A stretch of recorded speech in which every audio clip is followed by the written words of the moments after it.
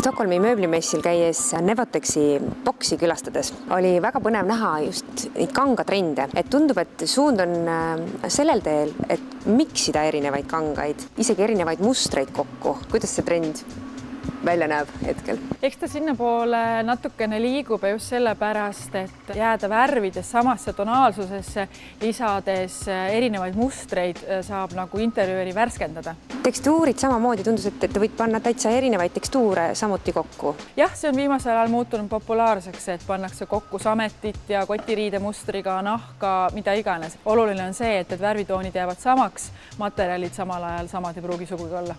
Tihtilugu võib-olla kardetakse panna neid erinevaid mustreid kokku, aga tundub, et see ei peaks üldse olema nii, et see on midagi, mida ei tasu karta, et isegi diivanid võid sa kombineerida erinevates mustrites ühte tuppa.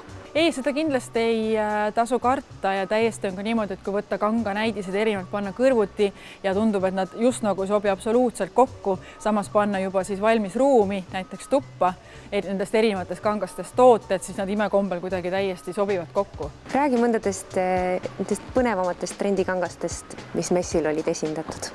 Tänase päevani üks põnevamaid kangaid on paradiisikangas, mille peal siis kujutatakse palmilehte ja lillemotiivi.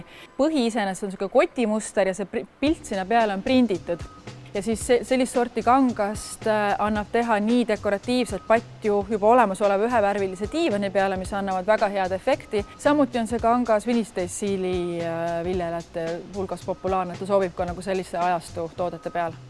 Märkasin veel selliseid moetrendidega sama sammu käivaid kangaid, et missooni mustriline kangas samamoodi. Lihtsamas keeles kalasaba muster, et ta tegelikult on olnud juba 3 aastat suhteliselt palju kasutatav ka just, et seda efekti juurde andmiseks. Aga mis on selle aasta trendides on see, et sinna ka sisse on toodud väga erksat tooni. Et kui eelnevatel aastatel on siis nagu kogu see tonaalsus olnud hästi pastelne või siis ühte tooni, siis sellel aastal on hästi palju lisandunud sisse erksad värvilised riipe. See tundub üldse olevat justkui selle aasta märksõna, et värve rohkem. Jaa, kindlasti värve rohkem, et kuni sinnamaale välja, et otsitakse neoontoonides padjakangastust. Ja padjakangana teine hästi huvipakkuv kangas on Genso, on tema nimi.